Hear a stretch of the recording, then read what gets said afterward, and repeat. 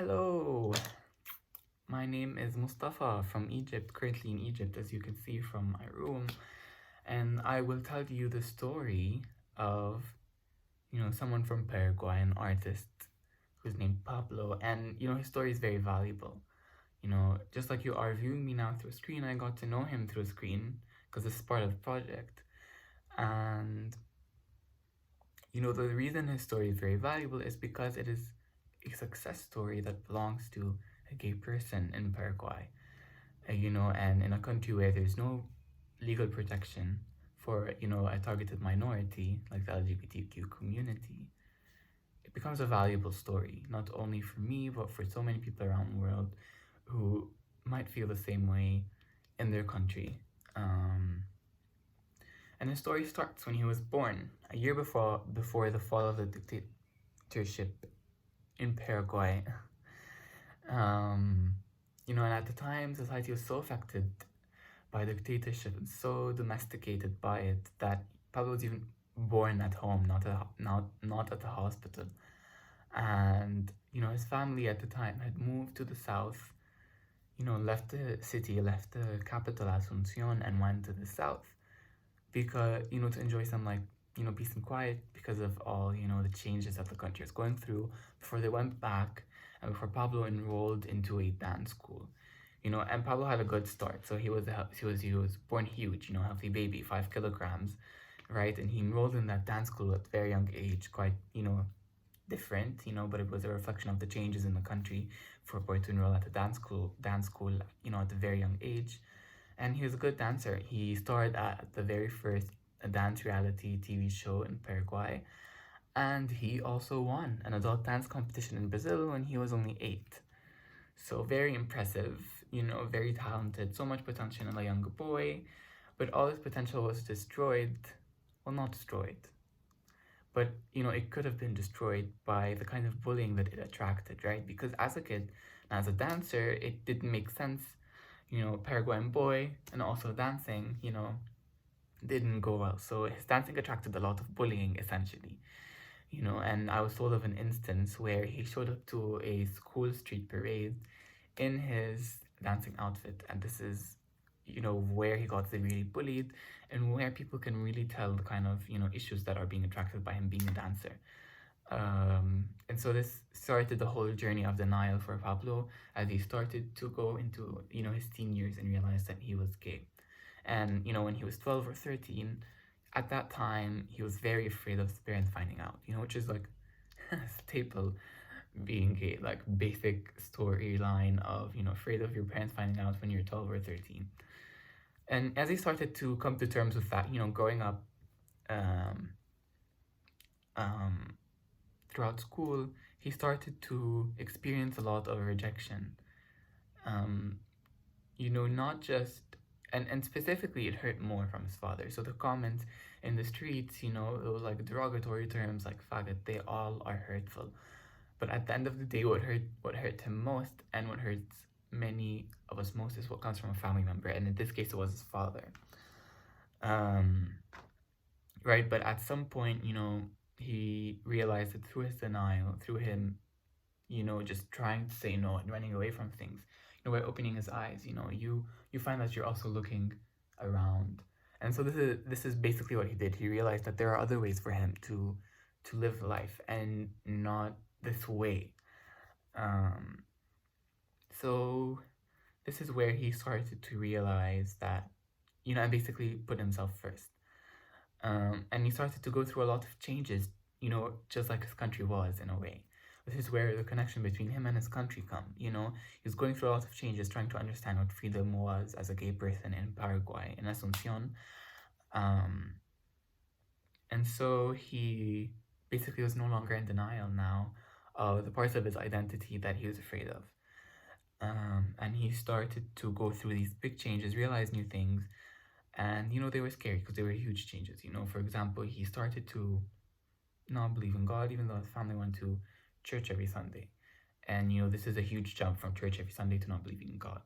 But these changes were okay, because Pablo was going through a larger process of finding himself and being himself and being free. And so he moved he moved out of his parents' house with his best friend Andrea, and they started a company together called Búho, which means owl in Spanish. Um, and together their creative agency became a leading creative agency in Paraguay. You know, um, designing ad campaigns and all kinds of stuff, and they were really successful.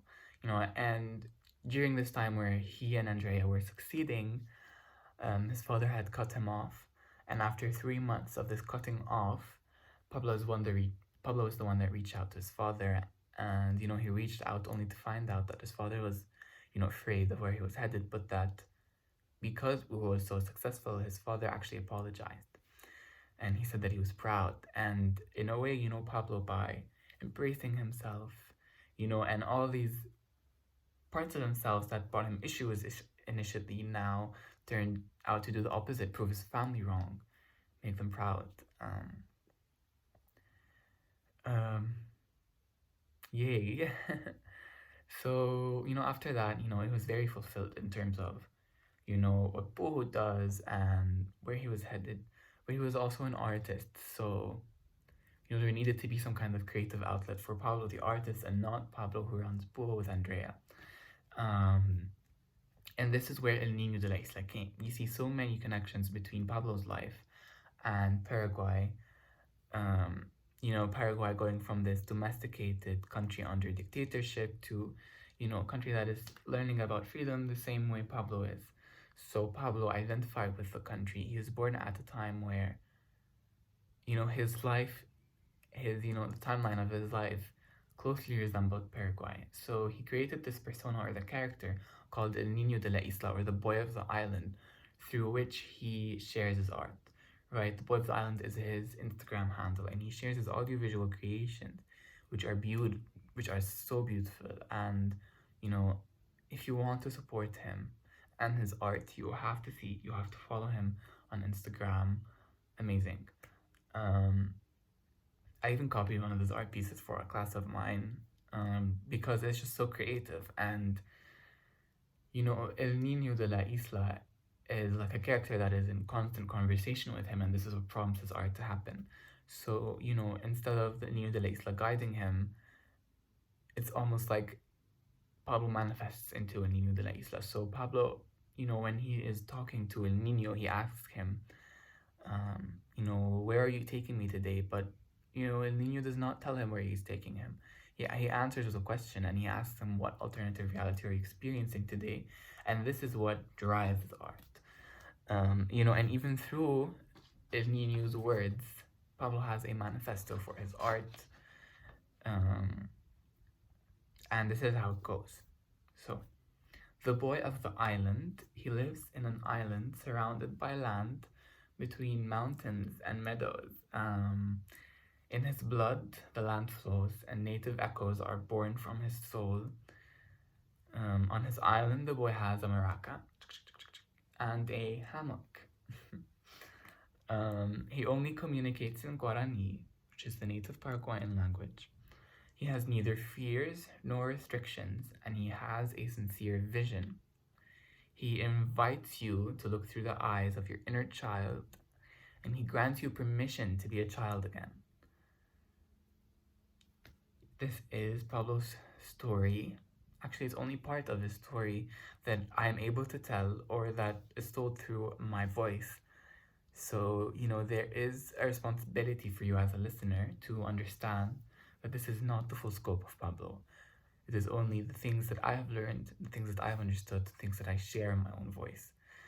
And this is where, if you want to know more about him through his own voice, through his own creation, this is where you support our project.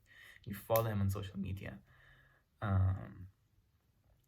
And if you're curious to know more about other queer people in Paraguay like Pablo, this is also where you support this project, again, by following it on social media, by navigating to the website and learning more about people from a different place in the world that you have no idea about, and yet you still get an intimate understanding of who they are.